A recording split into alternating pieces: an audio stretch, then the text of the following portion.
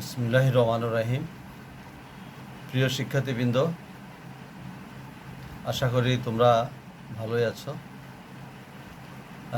Corona এই দুর্যোগকালীন সময়েও তোমরা যেখানে জীবন জীবিকা থেমে নাই সেখানে তোমরা তোমাদের পড়ালেখা অব্যাহত রাখবে। ছাত্র হিসাবে, শিক্ষার্থী হিসাবে এটা আমাদের কাম্য এবং তোমাদের নৈতিক কর্তব্য পড়ালেখা করা। তো সেই হিসাবে আমরা অনলাইনে ক্লাস নিচ্ছি এবং এই পর্যায়ে আজকে অনার্স ফার্স্ট ইয়ার জন্য একটা লেকচার তৈরি করেছি স্পেনের উপর। তো লেকচারটা হলো তৃতীয় আব্দুর রহমান। তৃতীয় আব্দুর রহমান, তুমি কি মনে করো তৃতীয় আব্দুর রহমান মধ্যযুগের শাসক হয়েও আধুনিক যুগের পথ প্রদর্শক, অথবা তৃতীয় আব্দুর রহমান তার কৃতিত্ব এবং তার প্রথম দিকে তিনি ছিলেন আমির, পরে তিনি আবার কিভাবে খলিফা হলেন এবং স্পেনীয় ইতিহাসে সর্বাপেক্ষা উল্লেখযোগ্য শাসক ছিলেন তিনি। তো আমরা আজকে সেটাই আলোচনা করব। তো এবারে আসছি তিনি কিভাবে স্পেনীয় খিলাফতে বা আমিরাতে আরোহণ করেন, সিংহাসনে আরোহণ। যে সকল উমাইয়া নরপতি স্পেনে রাজত্ব করেছেন তাদের মধ্যে তৃতীয় আব্দুর রহমান নিঃসন্দেহে সুদক্ষ ও গুণবান ছিলেন। স্পেন যখন গৃহযুদ্ধ, জয় পরাজয়, অশান্তি ও সন্দেহের দোলায় দুদুল্যমান, ঠিক সে সময় এই সংকটময় মুহূর্তে 912 খ্রিস্টাব্দে তৃতীয় আব্দুর রহমান আর নাসির দিন ইল্লাহ মাত্র 22 বছর বয়সে স্পেনের সিংহাসনে আরোহণ করে। আর নাসির দিন ইল্লাহ অর্থ দিনের জন্য বিজয়ী রাজা বা দিনের জন্য বিজয়ী। সিংহাসনে আরোহণ করেই তাকে বহিঃশত্রুর ক্রমাগত আক্রমণের মোকাবেলা করতে হয়। তিনি যখন সিংহাসনে বসেন তখন উমাইয়াদের শাসন কর্ডোবার কিছু অংশের মধ্যে সীমাবদ্ধ হয়ে পড়ে। উত্তরাঞ্চলে ক্রমাগত বিশৃঙ্খলা ও খ্রিস্টান বংশগত শক্তিশালী হামলার মোকাবেলা করতে হয়। বৈদেশিক আক্রমণ প্রতিহত করে ও স্বীয় অখণ্ডতা বজায় রেখে আব্দুর রহমান প্রথম মোহাম্মদের আদর্শভীরু, কুটিল ও সময়ানুপযোগী নীতি পরিত্যাগ করে এমন একটি নীতি গ্রহণ করেন যা ছিল কপটহীন, সময়োপযোগী এবং দৃঢ়তা সম্পন্ন। তিনি ক্ষমতা গ্রহণ করেই ষড়যন্ত্রকারীদের নিকট হতে ঋত নগরী ও তাদের দুর্গগুলো দখল করতে উদ্যত হল। যে সকল বিদ্রোহীরা আত্মসমর্পণ করলো তাদেরকে তিনি ক্ষমা করে দিলেন, আর যারা আত্মসমর্পণ করলো না তাদেরকে তিনি কঠোর শাস্তি দিলেন। অভ্যন্তরীণ নীতি ও বিদ্রোহ দমন। তৃতীয় আব্দুর রহমান এমন এক ক্রান্তিকালে স্পেনের সিংহাসনে অধিষ্ঠিত হন যখন স্পেনের রাজনৈতিক আকাশ ছিল অত্যন্ত মেঘাচ্ছন্ন। তার 49 বছর রাজত্বকালের প্রথম 17 বছর কেটে যায় অভ্যন্তরীণ বিদ্রোহ, কোন্দল নিরসনে এবং তা দমনে। এনসাইক্লোপিডিয়া অব ইসলামের সুবিজ্ঞ লেখক লবি প্রডংটন তৃতীয় আব্দুর রহমানের রাজত্বকালকে দুটি যুগে ভাগ করেছেন। প্রথমত অভ্যন্তরীণ শান্তি স্থাপনের যুগ, দ্বিতীয়ত বৈদেশিক নীতি কার্যকর করার দীর্ঘস্থায়ী যুগ। 912 খ্রিস্টাব্দে আব্দুর রহমান সর্বপ্রথম ইসিজা পুনরুদ্ধার করেন। 913 খ্রিস্টাব্দে এলভিরা ও জায়েন দখল করেন। আর্চিদোনা করদানে স্বীকৃত হয়। বহুদিন অবরোধের পর 913 খ্রিস্টাব্দে সেভাইলের দ্বারসমূহ উন্মুক্ত হয়। পশ্চিমে বারবারগণ বশ্যতা স্বীকার করে। আব্দুর রহমান নেভারি রাজ সেঙ্কো, অর্ডোনো ও অপরাপর খ্রিস্টান শক্তিদের সম্মিলিত বাহিনীকে প্রতিহত করে তার ক্ষমতাকে অপ্রতিদ্বন্দ্বী করে তোলেন। এই নিরঙ্কুশ বিজয়ে উল্লসিত হয়ে আব্দুর রহমান 929 খ্রিস্টাব্দে 16 জানুয়ারি আমিরুল মোমিনিন ও আর নাসির দিন ইল্লাহ ওয়া খলিফাতুল্লাহ উপাধি গ্রহণ করে। বৈদেশিক নীতি। অভ্যন্তরীণ গোলযোগ ও বিশৃঙ্খলা দমনের পর আব্দুর রহমান শক্তিশালী বৈদেশিক নীতি গ্রহণ করেন। তিনি প্রতিবেশী রাষ্ট্রসমূহের বন্ধুত্ব কামনা করেন, তবে স্পেনের স্বাধীনতা ও নিরাপত্তা বিঘ্ন ঘটালে সে দেশকে তিনি কঠোর আঘাত হানেন। 936 খ্রিস্টাব্দে লিওনের অধিপতি আব্দুর রহমানের রাজত্বে বিশৃঙ্খলা সৃষ্টি করলে তিনি ক্যাস্টালের রাজধানী বার্গোস ধ্বংস করেন। 955 খ্রিস্টাব্দে খলিফা আব্দুর রহমান বৈদেশিক নীতির উল্লেখযোগ্য পরিবর্তন করে খ্রিস্টানদের সাথে শান্তি চুক্তি করেন। আব্দুর রহমানের আমন্ত্রণে নেভারি রাজ ও লিওন রাজ কর্ডোবাতে আসেন। তিনি ইউরোপীয় দেশগুলোর সাথেও বন্ধুত্ব কামনা করেন এবং দূত বিনিময় করেন। উত্তর আফ্রিকার ফাতিমীয় শাসক ওবায়দুল্লাহ আল মাহাদি স্পেনে শিয়া মতবাদ ও বৈদেশিক প্রভাব প্রতিষ্ঠার চেষ্টা করলে আব্দুর রহমান তা কঠোর হস্তে দমন করেন। আব্দুর রহমান উত্তর আফ্রিকায় কর্তৃত্ব স্থাপনের পদক্ষেপ স্বরূপ সিউটা, আলজেরিয়া ও মরিতানিয়া দখল করেন। পরবর্তী পর্যায়ে অবশ্য ফাতিমীয় শক্তিশালী শাসক আল মুইজের সাথে তার তুমুল সংঘর্ষ হয়। মুইজের নির্দেশে তার নৌবহর স্পেনীয় উপকূল আক্রমণ ও ধ্বংস করলে 956 খ্রিস্টাব্দে আব্দুর রহমানের নির্দেশে 70টি যুদ্ধজাহাজ উত্তর আফ্রিকা আক্রমণ করে, তবে এখানে জয় পরাজয় নির্ধারণ হয়নি। এভাবে তিনি বৈদেশিক আক্রমণ প্রতিহত করেন। তৃতীয় আব্দুর রহমানের মৃত্যু। দীর্ঘ 49 বছর শাসন করার পর 961 খ্রিস্টাব্দে 15 অক্টোবর তৃতীয় আব্দুর রহমান পরলোক গমন করেন। তার কৃতিত্ব। ঐতিহাসিক ডোজি বলেন, তৃতীয় আব্দুর রহমান আন্দালুসিয়া, কারণ স্পেনকে মুসলিম আমলে এটাকে আন্দালুসিয়া বলা হতো। মুসলিম শাসন আমলে স্পেনকে আন্দালুসিয়া বলা হতো। আন্দালুসিয়াকে অভ্যন্তরীণ কোন্দল ও বৈদেশিক হুমকির হাত থেকে রক্ষা করেন। আব্দুর রহমান স্বৈরাচারী ছিলেন না, সচিবদের সহায়তায় তিনি রাজত্ব করতেন। তিনি পূর্ববর্তী শাসকদের অবৈধ কর বিলোপ করেন এবং নতুন কোনো কর আরোপ করেন। আব্দুর রহমানের সমস্ত গৌরবের মূল কারণ ছিল তার বিভিন্ন প্রতিভার অপূর্ব বিকাশ, যার কারণে খলিফা আব্দুর রহমান স্পেনীয় বারবারদের নিয়ে একটি জাতি গঠন করতে পেরেছিলেন।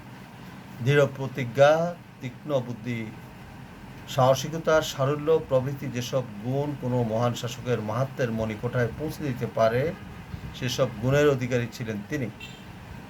তার নম্রতা, সদাসহতা এবং ন্যায়পরায়ণতা প্রবাদ বাক্যে পরিণত হয়েছে।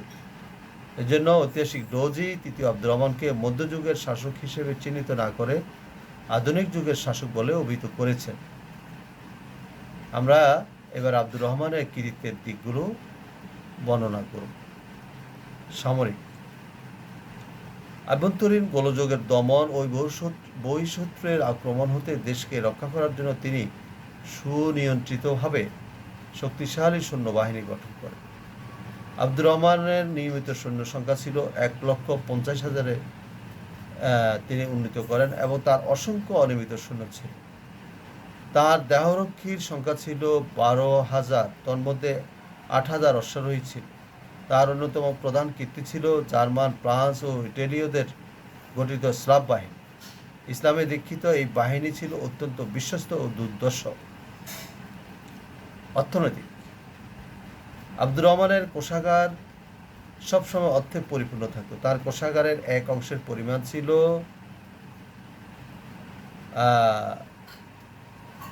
22,35,000 স্বর্ণ মুদ্রা। সে আমলে 22,35,000 স্বর্ণ মুদ্রা এক অংশের, এটা হিসাব। এই পরিসংখ্যানে জানা যায় যে রাজকীয় তহবিলে 951 খ্রিস্টাব্দে 20 মিলিয়ন স্বর্ণ মুদ্রা মজুদ ছিল। যোগাযোগ ব্যবস্থার উন্নতির জন্য আব্দুর রহমান রাস্তাঘাট সংস্কার, নতুন রাস্তা নির্মাণ এবং পথচারী ও বণিকদের যানমালের নিরাপত্তার ব্যবস্থা করেন। ডাক ব্যবস্থা। চিঠিপত্র আদান প্রদানের জন্য তিনি ঘোড়ার ডাকের ব্যবস্থা করেন। কৃষি ও উদ্যান শিল্পে তিনি উদ্যান মানে বাগান শিল্পে তিনি প্রভূত উন্নয়ন সাধন করেন। স্পেনের প্রকৃতির সাথে তাল মিলিয়ে আব্দুর রহমান নানা জাতের ফুল ও ফলের গাছ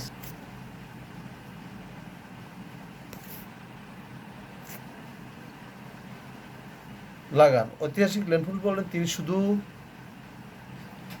আহ, ইহাকে ধ্বংসের হাত হতে রক্ষা করেনি, বরং ইহাকে সুন্দর ও শক্তিশালী করে তুলেছিলেন। এই কারণে তাকে স্পেনের সেভিয়ার অফ ইসলাম বা স্পেনের ইসলামের ত্রাণকর্তা হিসাবে অভিহিত করা হয়। আহ, আব্দুর রহমান শিল্প। আব্দুর রহমানের সময় শিল্পের যথেষ্ট বিকাশ সাধন হয়। তার ঐকান্তিক প্রচেষ্টায় আলমেরিয়া, সেবাইল, কর্ডোবা, ভ্যালেন্সিয়া, সারাগোসা প্রভৃতি শহরে বিভিন্ন ধরনের কারখানা গড়ে ওঠে। ব্যবসা বাণিজ্য। আব্দুর রহমানের সময় জল ও স্থলপথে তিউনিসিয়া, মিশর, সিরিয়া ও ইউরোপের কয়েকটি দেশের সাথে ব্যবসা বাণিজ্য চলত। তার 1000 বাণিজ্য জাহাজ ছিল। শিক্ষা সংস্কৃতি। এই সময় শিক্ষা ও সংস্কৃতির ক্ষেত্রে এক নবযুগের সূচনা হয়। রাজ্যের সর্বত্র বিদ্যালয় ও পাঠাগার স্থাপন করা হয়। রাজধানী কর্ডোবাতেই ছিল তৎকালীন শ্রেষ্ঠ পণ্ডিতদের দ্বারা পরিচালিত বিখ্যাত কর্ডোবা বিশ্ববিদ্যালয়। আজ জাহারা প্রাসাদ। স্থাপত্য শিল্প তিনি অক্ষকীর্তি রেখে গেছেন। তার অমর প্রিয়তমা পত্নী জাহারার অনুরোধে 936 খ্রিস্টাব্দে এক অপূর্ব সুন্দর প্রাসাদ নগরী তিনি নির্মাণ কাজ শুরু করেছিলেন, যার নির্মাণ কাজ 40 বছরে শেষ হয়,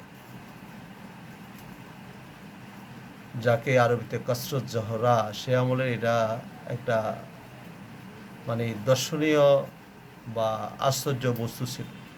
এটা অনেকদিন টিকেছিল, পরবর্তী সময় এটা ভূমিকম্পে নষ্ট হয়ে যায় এবং অনেক দর্শক, অনেক ঐতিহাসিক, অনেক লোক তখন এই কাসরত জোহরা, কর্ডোবা প্রাসাদ, কর্ডোবা বিশ্ববিদ্যালয়, কর্ডোবা জামে মসজিদ এগুলো দেখার জন্য তখন আন্দালুসিয়ার রাজধানী কর্ডোবাতে যেত। ন্যায় বিচার।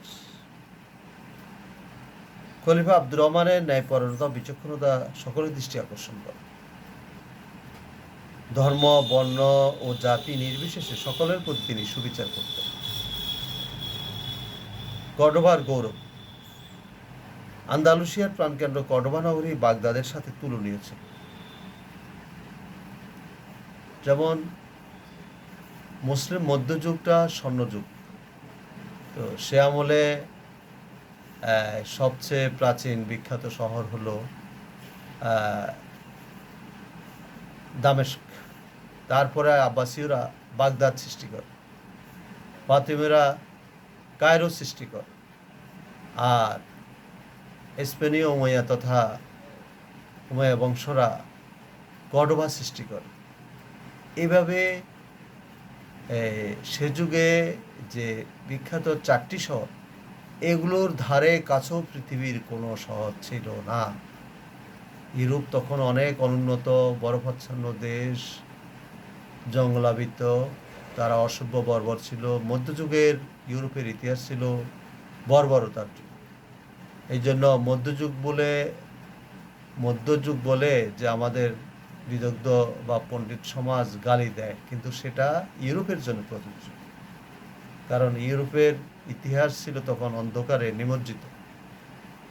সেখানে গির্জার পাদ্রী যে ক্ষমতা, রাষ্ট্রনায়করা সে ক্ষমতা ছিল, তাদের মাঝে দলাদলি, হানাহানি। তারপরে গির্জার পাদ্রীরা স্বর্গের সার্টিফিকেট বিক্রি করত এবং বিবাহযোগ্য মেয়েদেরকে গির্জায় দিতে হতো। অনেক রকম অনাচার, কুসংস্কার তাদের মাঝে বিরাজিত ছিল। তাদের মাঝে কোনো ন্যায় নীতি ছিল না এবং সমাজে কয়েক প্রকার লোক ছিল: রাজা, যাজক, নাইট, ব্যারন, ডিউক, তারপরে সার্প, স্লেভস। এভাবে পিরামিডের মতো স্তরে স্তরে মানে সাজানো ছিল তাদের অত্যাচারের কাহিনীগুলো এবং তাদের সমাজভেদের স্তর। কিন্তু মধ্যযুগে মুসলমানদের ইতিহাস ছিল স্বর্ণযুগ। তো যারা মুসলমানদের ইতিহাস জানেন না তারা হয়তো মধ্যযুগ বলে গালি দেন, কিন্তু যদি মধ্যযুগের ইসলামের ইতিহাস বা মুসলমানদের ইতিহাস তারা জানতো তাহলে তারা অবশ্যই বা ইউরোপের ইতিহাস পড়তো, তাহলে তারা ইউরোপকে গালি দিত। কারণ ইউরোপ রেনেসাঁসে উজ্জীবিত হয়ে 1453 পর এবং রেনেসাঁকে আঁকড়ে ধরে এরপরে তারা আস্তে আস্তে উন্নতি লাভ করে, এরপরে তারা পৃথিবীকেও শাসন করে। কিন্তু এককালে তখন তো অস্ট্রেলিয়া আমেরিকা আবিষ্কার হয় নাই, তাদেরকে মুসলমানরাই শাসন করেছে। পরবর্তী সময় দেখা গেছে তুর্কিরা ইউরোপের অর্ধাংশ দখল করে নেয় এবং এশিয়া আফ্রিকাতে বিরাট সাম্রাজ্য গড়ে তোলে। তো এই পর্যায়ে আমরা কর্ডোবার গৌরব কথা বলছি। আন্দালুসিয়ার প্রাণকেন্দ্র কর্ডোবা নগরী বাগদাদের সাথে তুলনীয় ছিল। যে সে আমলের যে বিখ্যাত শহরগুলোর কথা উদাহরণ দিতে গিয়ে আমি তোমাদের জন্য ইউরোপের ইতিহাসের উদাহরণ এনেছি। জ্ঞান বিজ্ঞান ও বিত্ত বৈভবের দরুন এর সুনাম জার্মানি পর্যন্ত পৌঁছে জার্মান সেকশন মঠাধ্যক্ষা হর্সউইদা একে বিশ্বের রত্ন বলে অভিহিত করে। কারণ কর্ডোবার শহরে রাস্তায় ফিসডালা রাস্তায় যখন বাতি জ্বলত তখনও জার্মানি, লন্ডন, তারপরে ফ্রান্স এগুলো অন্ধকারে নিমজ্জিত ছিল। রাস্তায় কোনো তাদের ফিসডালা রাস্তা ছিল না এবং সরকারি কোনো বাথরুম বা হাম্মামখানা ছিল না, যেটা কর্ডোবাতে ছিল। এবং কর্ডোবার মুসলমানরা যে শৌখিনতার সাথে চলতো, তারা আতর, সুগন্ধি, দাড়ি, কার্পেট, প্রাসাদে বসবাস করতো, কিন্তু সে তুলনায় ওরা ছিল অনেক পিছিয়ে, ওরা ছিল অনেক দরিদ্র। তো উপসংহারে এটুকু বলবো, ঐতিহাসিক আল মাকরিজির মতো দেশ শাসনকারী যে কোনো রাজার মতো তার নম্রতা, সদাচার ও ন্যায়পরায়ণতা ছিল সর্বজন বিদিত। লেনপুল বলেন, তার মতো কেহই যুদ্ধক্ষেত্রে এত সাহস ও ধর্মীয় ক্ষেত্রে বিদগ্ধতা তাকে অতিক্রম করতে পারে। তার কৃতিত্ব অলৌকিকতার পর্যায়ে পৌঁছেছে। সত্যি তিনি যুগোপযোগী অপেক্ষা যুগের স্রষ্টা বা যুগের অগ্রবর্তী হিসেবে পরিচিত ছিলেন। খলিফা আব্দুর রহমানের অক্লান্ত চেষ্টা ও সাধনা বলে স্পেনের শান্তি শৃঙ্খলা বজায় থাকে এবং উত্তর পশ্চিম আফ্রিকার ফাতিমীয় শক্তিকে খর্ব করতে না পারলেও প্রচণ্ড চাপ সৃষ্টি করে রাখে। ফলে স্পেনের সার্বভৌমত্ব অক্ষুণ্ণ থাকে। স্পেনবাসীদের তিনি যা দান করে গেছেন, পরবর্তীকালে উমাইয়া খলিফারা তা দর্শন করেও সাফল্য অর্জন করতে পারেন। তিনি ছিলেন স্পেনের শক্তিশালী উমাইয়া প্রথম খলিফা এবং শেষ বলতে গেলে শক্তিশালী শাসক। এরপরও তার ছেলে বা এরাও কিছুটা ছিল। পরবর্তী সময় দেখা গেছে তার ছেলে যে দ্বিতীয় হাকাম বা আরও একজন শাসক, পরবর্তী সময় কিছু উজিররা কোনো মতে টিকিয়ে রাখলেও স্পেন দুর্বল শাসকদের পালা চলে আসে এবং তাদের মাঝে হিমারীয় মুদারীয় আরও বারবার দ্বন্দ্ব তারা জড়িয়ে পড়ে। এই সুযোগে স্পেনীয় খ্রিস্টানরা এগিয়ে আসে এবং বিভিন্ন শহরভিত্তিক বিভিন্ন বংশের, যেমন বনু হামাদ বংশ, জিরি বংশ, তারপরে এই ধরনের অনেক বংশ, গ্রানাডা ভিত্তিক বিভিন্ন শহর ভিত্তিক বংশে পরিণত হয়।